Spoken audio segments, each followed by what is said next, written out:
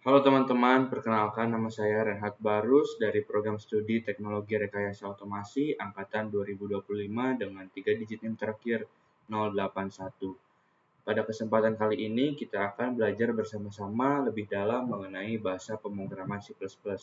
Jika video sebelumnya kita membahas mengenai pengantar bahasa pemrograman C++, mulai saat ini kita akan lebih mendalaminya mulai dari fundamental dalam bahasa pemrograman C++. Tanpa berlama-lama, langsung saja kita masuk ke materinya.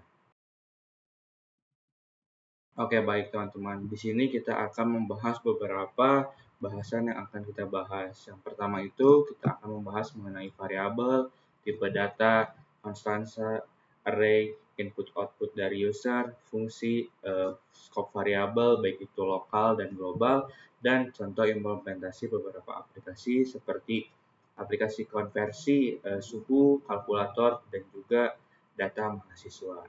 Langsung saja saya akan membahas mengenai variabel. Seperti yang sudah kita pelajari pada bahasa pemrograman Python, variabel itu sendiri merupakan wadah ataupun tempat untuk sebagai penyimpanan data dalam memori yang memiliki nama dan dapat diubah nilainya selama program berjalan.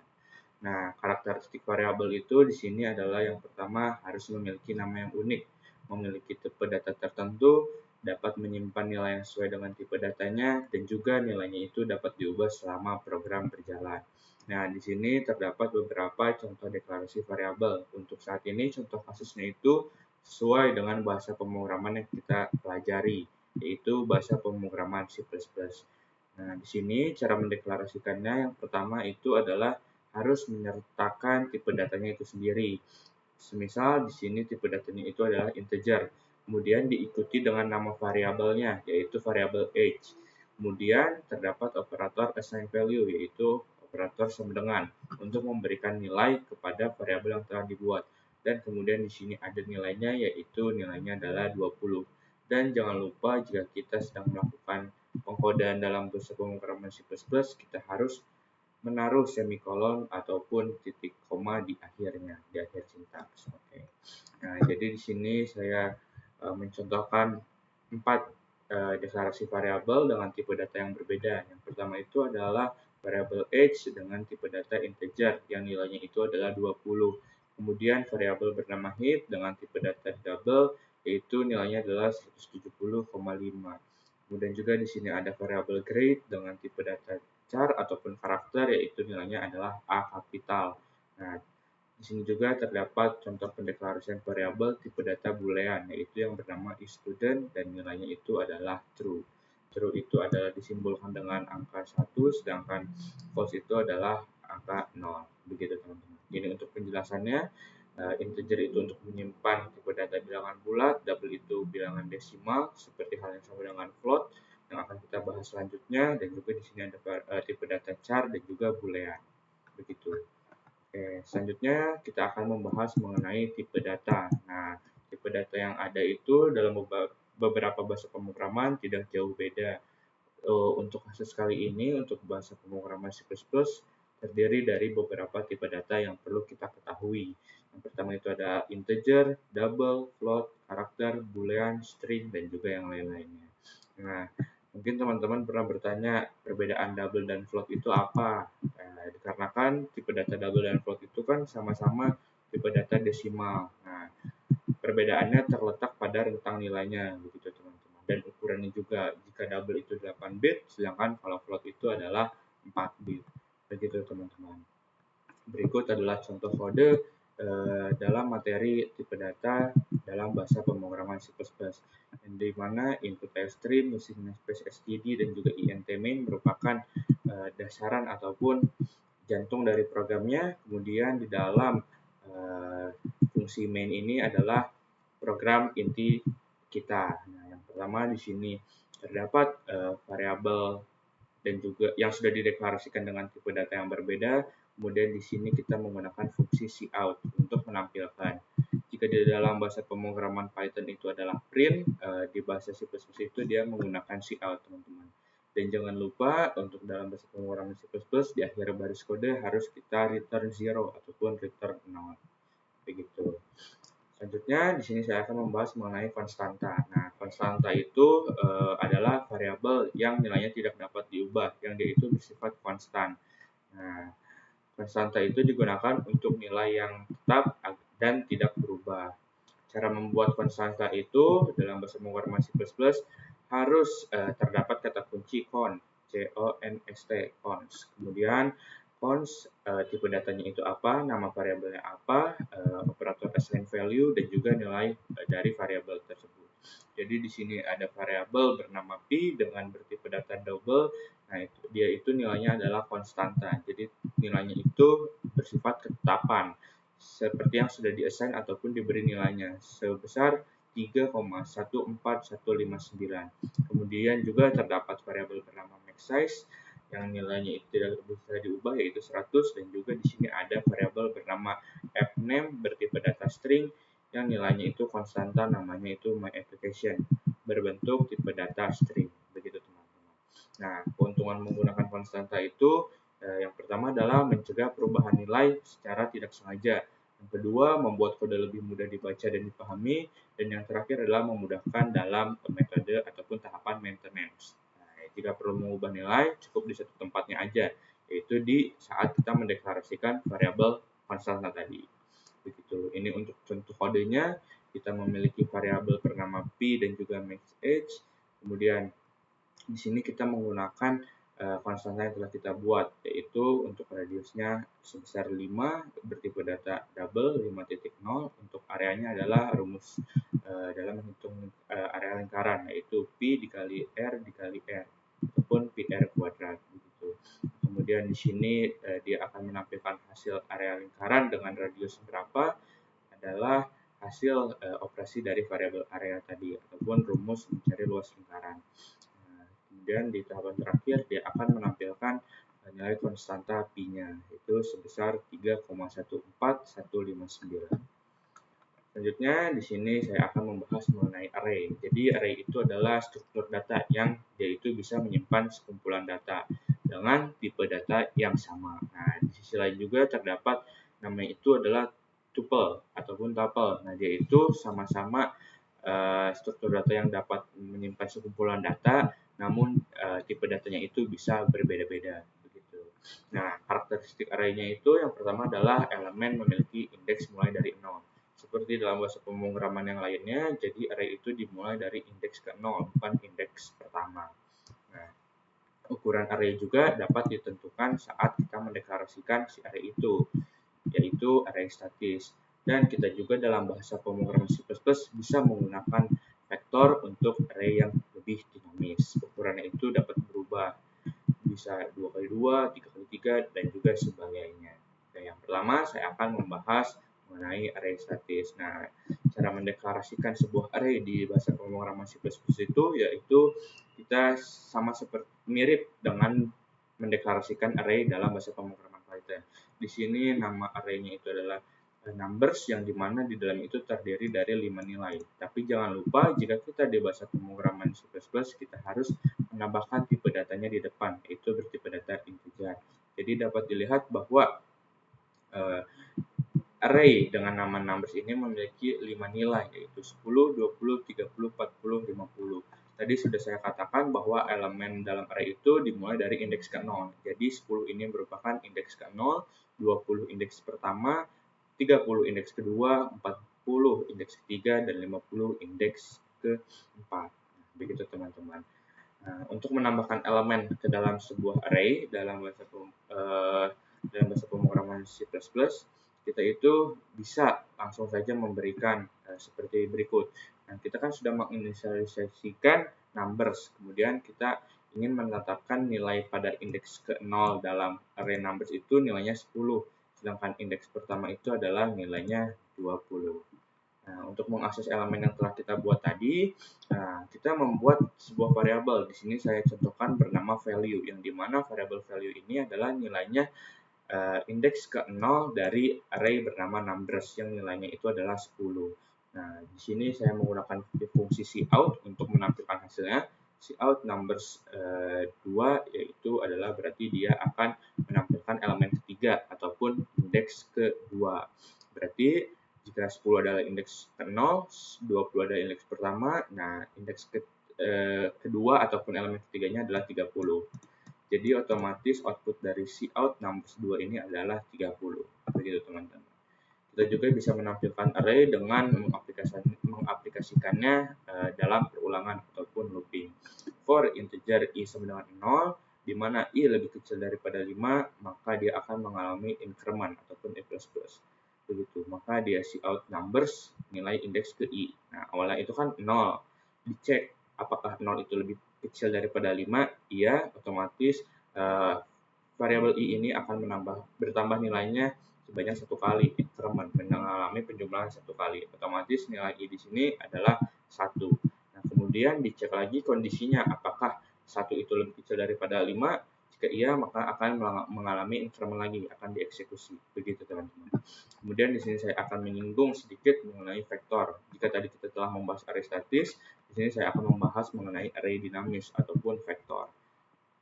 Nah, cara mendeklarasikan pertama itu kita harus menginclude ataupun memanggil fungsi ataupun library dari vektor dengan cara mengetikkan hashtag include vektor, begitu teman-teman. Nah, untuk menambah elemennya, misalkan di sini kita memiliki array dinamis, namanya itu adalah names, kita dapat menambahkan elemen menggunakan fungsi push_back. Nah, otomatis di sini Alice, Bob, dan Charlie itu akan ditambahkan ke dalam array dinamis ataupun vektor itu sendiri.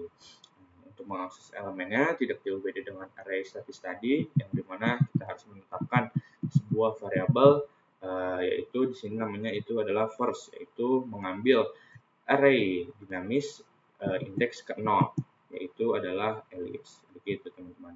Kita juga bisa menampilkan vektor ataupun array dinamis menggunakan perulangan tadi. Oke. Berikut untuk contoh kode lengkapnya. Nah, di sini kita memiliki array bernama numbers dengan ada 3 nilai, yaitu 10, 20, 30. Oke, nah di sini kita akan menampilkan atau mencetak nilai dari array itu sendiri. Di sini saya menggunakan perulangan. Nah, otomatis di sini perulangannya itu bertujuan untuk menampilkan nilai yang ada pada array yang telah kita buat. Itu untuk array statis, dan yang di bawah ini adalah vektor ataupun untuk array dinamis, di mana kita menggunakan fungsi ataupun metode push_back untuk menambahkan elemen terhadap array yang telah kita buat. Begitu teman-teman. Oke, selanjutnya di sini saya akan membahas mengenai input/output. Nah, jika dalam bahasa pemrograman Python kita bisa menerima inputan dari user menggunakan fungsi input kan teman-teman. Sedangkan untuk mencetak sebagai output kita menggunakan fungsi print. Dalam bahasa pemrograman C++ itu berbeda, yang dimana input/output ataupun I/O itu memungkinkan program berinteraksi dengan user melalui keyboard. Nah, begitu. Untuk outputnya kita menggunakan cout seperti yang teman-teman sudah lihat pada contoh kode yang di atas tadi. Nah, jadi untuk mencetak ataupun menampilkan sebuah teks ataupun yang lainnya di bahasa pemrograman C++, sintaksnya itu menggunakan kata kunci cout, bukan print ya teman-teman. Nah, untuk sintaksnya yaitu adalah cout lebih kecil, baru deh. Di sini kita akan menampilkan apa? Misalkan di sini menampilkan string bertuliskan hello world, langsung aja hello world. Nah, di sini juga ada lebih kecil, ENDL, yang dimana ENDL ini merupakan singkatan dari endline. Nah, endline sendiri itu dia akan membuat teks selanjutnya itu berada di bawah yang di atasnya, ataupun melakukan enter. Begitu teman-teman. Oke. Selanjutnya di sini saya akan menjelaskan mengenai untuk bagian input. Nah, dalam bahasa pemrograman C++ itu kita dapat menggunakan dua metode, yaitu menggunakan cin ataupun getLine.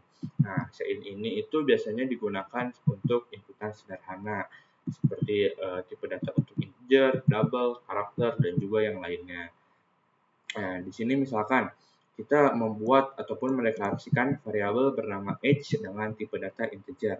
Kemudian kita menampilkan output menggunakan fungsi cout, yaitu enter your age. Nah, maka program akan bertanya kepada kita umur kita berapa, dan kemudian jika kita menginputkan, misalkan saya menginputkan 19, nah otomatis nilai 19 yang kita inputkan tadi itu nilainya disetor atau diberikan ke variabel bernama age menggunakan fungsi cin. Nah, Saya itu gampangnya jika out itu dia menggunakan simbol lebih kecil, sedangkan in itu adalah lebih besar. Nah, out itu ibaratkan dia mengeluarkan ataupun memberikan output, jadi arahnya itu keluar. Sedangkan kalau in dia kan berarti memberikan nilai, memasukkan nilai, otomatis arahnya adalah masuk. Jadi in memasukkan angka yang telah diinputkan pada perintah enter your age ke dalam variabel age. Begitu teman-teman.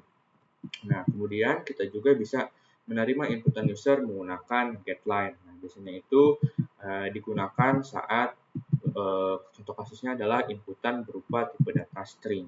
Begitu teman-teman.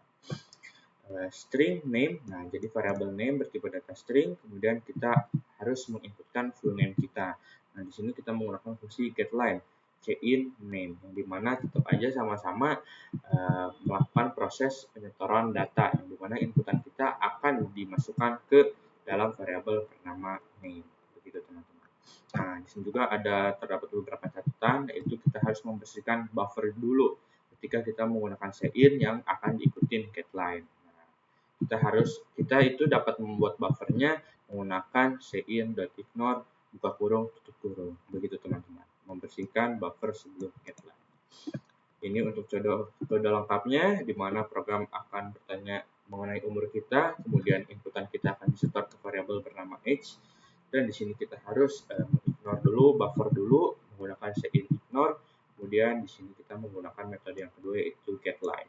Begitu teman-teman. Untuk outputnya, hello, nama kita yang telah kita inputkan di sini, kemudian dia akan memberi informasi kita itu berusia berapa sesuai dengan inputan yang telah kita inputkan. Oke, selanjutnya di sini saya akan membahas mengenai fungsi, di mana fungsi itu adalah blok kode yang dapat dipanggil berulang kali, seperti pada bahasa pemrograman Python dan juga yang lainnya.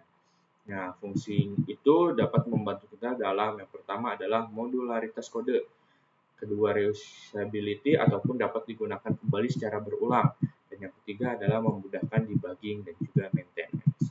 Nah, di sini juga terdiri beberapa jenis fungsi. Yang pertama itu fungsi sederhana, yang dimana tidak ada parameter dan juga tidak ada fungsi return. Jadi seperti fungsi sederhana bernama greet saja, yang dimana fungsi ini akan menampilkan kata ataupun kalimat bertuliskan hello world. Di sini kita menggunakan kata kunci void untuk membuat fungsi dalam bahasa pemrograman C++. Jika di Python kita menggunakan kata kunci def ataupun define, di C++ kita menggunakan kata kunci void. Nah, cara pemanggilannya sama saja seperti di dalam bahasa pemrograman Python. Tuliskan saja nama fungsi yang telah kita buat, buka kurung, tutup kurung, dan jangan lupa untuk di bahasa pemrograman C++ diakhiri dengan tanda titik koma ya teman-teman. Nah, kemudian di sini ada jenis fungsi yang kedua, yaitu adalah fungsi dengan parameter. Nah, parameter itu memungkinkan kita menerima data dari pemanggilnya itu sendiri. Nah, misalkan di sini ada fungsi bernama greet. Nah, parameternya itu adalah yang di dalam tanda kurung ini, teman-teman. Nah, nama parameternya itu adalah name. Tapi jangan lupa kita harus menyertakan tipe data dari parameter itu sendiri. Nah, pemanggilannya misalkan di sini greet alias. Nah, berarti kan ini itu adalah inputan data dari pemanggilnya, yaitu bertipe data string dengan nilai itu adalah alias. Berarti nanti outputnya adalah hello alias diakhiri dengan tanda seru. Begitu teman-teman. Nah, di sini juga terdapat fungsi dengan return value yang dimana biasanya itu digunakan dalam pembuatan fungsi yang menggunakan operasi matematika. Misalkan di sini itu adalah fungsi bernama addNumbers yang dimana di dalamnya itu terdapat dua parameter yaitu integer a dan juga integer b. Nah, fungsi ini itu bertugas untuk mengembalikan nilai atau mereturn nilai hasil penjumlahan a plus b. Begitu teman-teman. Untuk di sini saya menampungnya di dalam variabel bernama result. Kemudian saya memanggil fungsi tadi dengan parameter 5 dan 7. Jadi 5 ini merupakan nilai dari variabel integer a, sedangkan 7 ini adalah merupakan nilai dari integer b. Dan hasil penjumlahannya otomatis adalah 12 ditambah 7. Nah, kemudian di sini juga ada fungsi dengan parameter dan juga return. Di sini dia terdapat dua fungsi yaitu untuk penjumlahan dan juga perkalian yang masing-masing menerima dua parameter, integer a, integer b, integer x dan juga integer y, yang dia akan mengembalikan nilai. Yang satu mengembalikan nilai penjumlahan, yang kedua mengembalikan nilai perkalian. Begitu teman-teman. Untuk hasil penjumlahannya otomatis nilainya itu adalah 12 dan untuk perkaliannya adalah 35 begitu.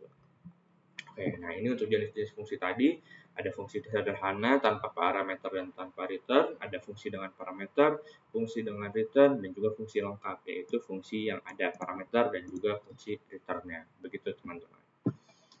Oke, selanjutnya saya akan membahas mengenai scope variabel, yang dimana sebelumnya telah kita bahas bahwa terdapat lokal variabel dan juga global variabel, yang dimana variabel lokal itu adalah yang dideklarasikan di dalam fungsi atau blok kode, sedangkan variabel global itu yang dideklarasikan di semua fungsi ataupun di fungsi main, bukan dideklarasikan di dalam fungsi tertentu. Begitu. Jika variabel lokal itu hanya bisa diakses di dalam fungsi itu sendiri, sedangkan kalau variabel global itu dapat diakses di program main ataupun di luar fungsi. Begitu teman-teman. Nah, ini untuk contoh kodenya, yang dimana di sini saya memiliki global value sebesar 100. Nah, ini tuh kita deklarasikan di luar fungsi ya teman-teman. Sedangkan di sini adalah local value bernilai 50, yaitu berada di dalam fungsi bernama show value. Begitu teman-teman. Nah, di sini saya terdapat fungsi main juga, main. Nah, local main-nya saya ubah 200. Nah, kemudian global value dari main-nya saya cetak, yaitu memanggil fungsi variabel global value, dan untuk local value-nya adalah local main. Gitu, teman-teman. Nah, di sini perbedaannya, jika yang lokal itu dia adalah dibuat di dalam fungsi ataupun blok tertentu, kalau global itu di luar semua fungsi. Begitu. Oke, selanjutnya di sini saya ada contoh pengaplikasian implementasi dari bahasa pemrograman C++ itu sendiri. Yang pertama adalah konversi suhu ya teman-teman. Nah di sini itu programnya itu bertujuan untuk mengkonversi suhu antara Celsius dan juga Fahrenheit. Nah perlu diingat bahwa rumus kita mengkonvert Celsius ke Fahrenheit itu adalah suhu Celsius dikali 9/5 ditambah 32, sedangkan rumus mengkonversi Fahrenheit ke Celsius adalah kebalikannya, yaitu suhu dalam Fahrenheit dikurang 3/2 dikali 5/9. Oke. Ini untuk programnya. Nanti kita demokan bersama-sama. Kemudian juga saya di sini memiliki kalkulator sederhana, di mana terdiri dari dua variabel untuk menampung nilai dan juga variabel saat user memilih operator yang akan mereka gunakan. Begitu teman-teman. Tanpa berlama-lama, langsung saja kita coba ya teman-teman. Oke. Kita coba dari yang awal dulu deh. Di sini yang mengenai materi variabel. Kita coba run.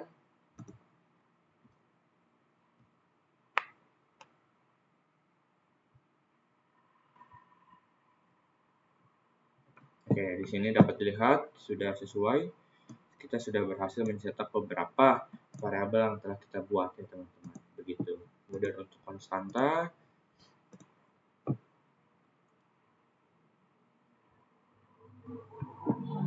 oke. Nah, di sini dia sudah melakukan proses kalkulasi ya. Kita mendapatkan area lingkaran dengan radiusnya itu adalah 5 sebesar 78,5397, dan untuk nilai konstanta P-nya yaitu seperti yang sudah kita tetapkan pada awal 3,14159. Kemudian di sini adalah untuk array ya teman-teman.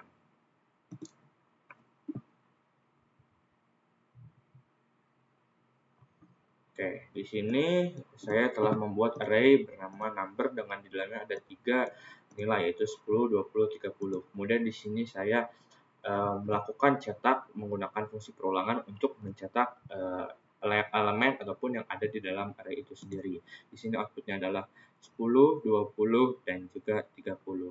Nah, di sini saya juga mendemonstrasikan untuk bagian vektor untuk array dinamis. Di sini saya sudah mengincludekan vektor, kemudian saya membuat elemen dengan nama name, kemudian saya menambahkan 3 elemen menggunakan fungsi pushback yang nilainya itu ada Alice, Bob, dan juga Charlie. Dan di sini saya juga mencetaknya menggunakan perulangan, dan hasil dari vektor elemen dalam array dinamis itu adalah sesuai ya teman-teman, yaitu ada Alice, Bob, dan juga Charlie. Oke, langsung saja masuk ke bagian yang input si input user, yaitu sein dan juga getLine. Oke, di sini program meminta untuk memasukkan usia kita. Saya inputkan 19. Oke, di sini full name Reinhard. Oke, hello Reinhard, you are 19 years old. Begitu teman-teman. Jadi di sini saya menggunakan fungsi check-in untuk mendapatkan nilai bertipe data integer dari user, sedangkan getLine bertipe data string. Begitu teman-teman. Oke, lanjut untuk bagian fungsi sederhana. Nah, di sini terdapat fungsi dengan parameter dan juga return untuk menjumlahkan dan juga mengalihkan dua angka. Nah, di sini angkanya itu sudah ditetapkan 5 dan juga 7. Begitu teman-teman. Langsung saja kita run. Ya, hasil penjumlahannya sesuai, yaitu 5 ditambah 7 dan hasil persalinan adalah 35.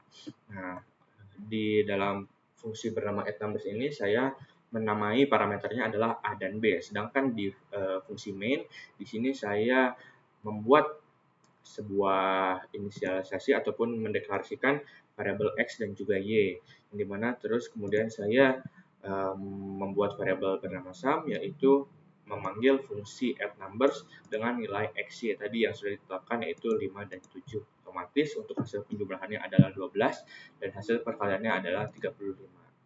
Selanjutnya di sini mengenai skop variabel yang ada variabel global dan juga lokal.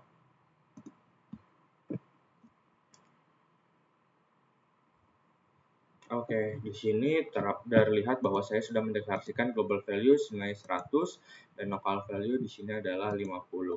Nah, di sini untuk di program mainnya di sini saya mengganti nilai dari local main itu, variabel lokal dalam mainnya menjadi 200. Kemudian di sini kita mencetak dengan fungsi cout tadi global value dan local value-nya memanggil dari variabel global value dan juga local main. Nah, di sini kan nilainya 200, otomatis local main-nya itu adalah nilainya adalah 200. Begitu. Nah, selanjutnya di sini saya juga akan menjelaskan mengenai namespace yang ada dalam bahasa C++.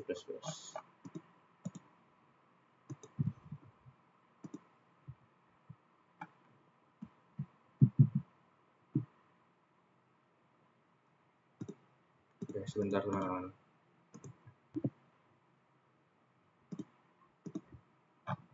Oke, nah tadi kan dalam beberapa baris kode di atas itu ada using namespace std. Nah, di sini saya akan berusaha menjelaskan secara singkat saja. Nah, untuk namespace itu adalah cara untuk mengelompokkan nama, baik itu fungsi, variabel, kelas, agar tidak bentrok dengan nama lain.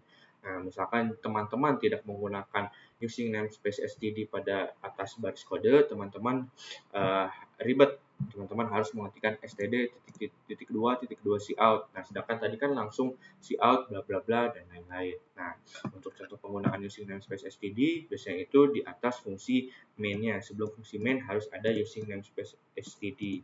Misalkan ada input iostream, input vector, nah baru dia using namespace std. Begitu.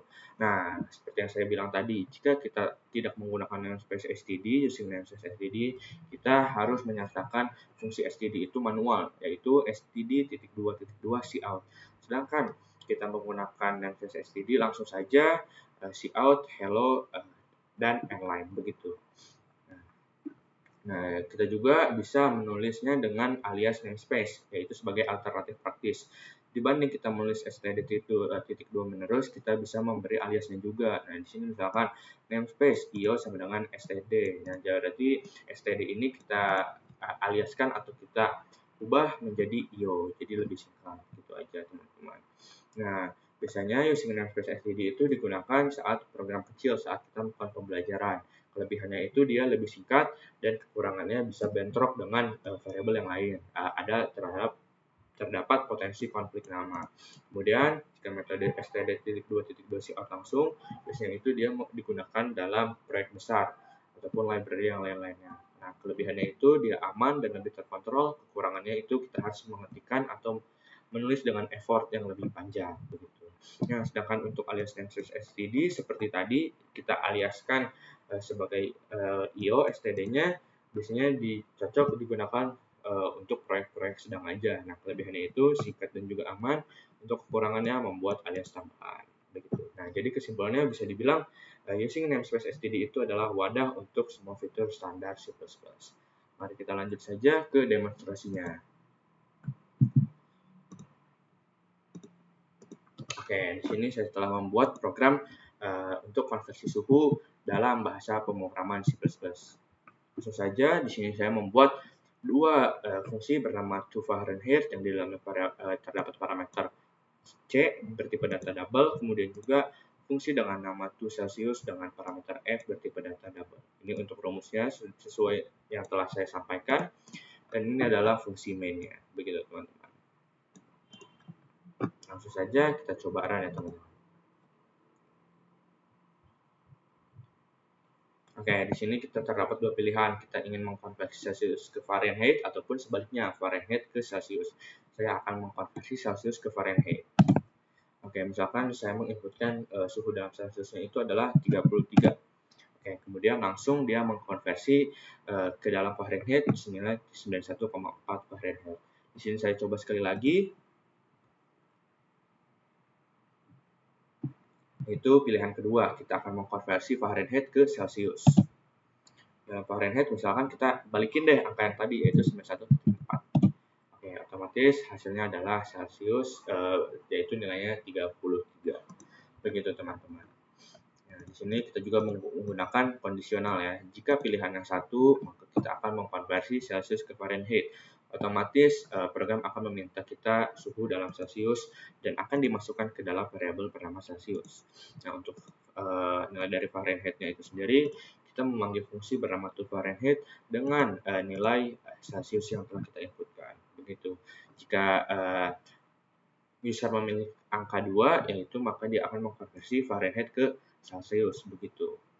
Lanjut, yang terakhir di sini adalah terdapat latihan kalkulator sederhana, yaitu di sini saya telah membuat dua variabel bernama A dan juga B bertipe data double, dan juga terdapat variabel bernama OP atau saya singkat sebagai operator bertipe data char. Begitu teman-teman. Nah, mungkin di sini teman-teman agak bingung.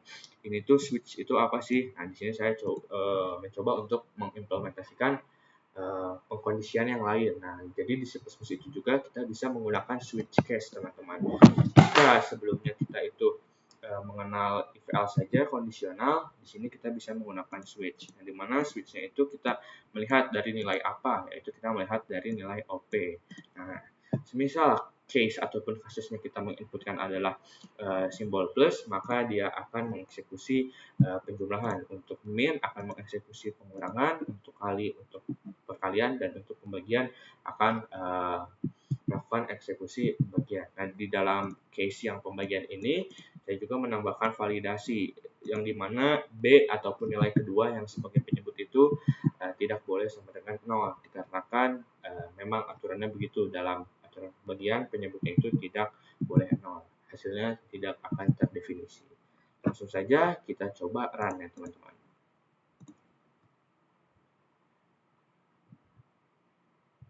Oke, di sini kita disuruh untuk menginputkan angka pertama, saya inputkan angka 10. Oke, di sini kita disuruh memilih operator. Misalkan saya ingin operator penjumlahan. Oke, untuk angka keduanya saya ingin 20. Otomatis hasilnya nanti harusnya 30. Oke, hasilnya 30. Sudah sesuai ya, teman-teman. Begitu dia untuk pembelajaran kita dalam bahasa pemrograman C++, mulai dari variabel hingga tadi ada dua contoh kasus ataupun implementasi, yaitu konversi suhu dan juga kalkulator sederhana. Baik, sekian saja yang saya dapat paparkan pada video kali ini. Saya ucapkan terima kasih. Dadah.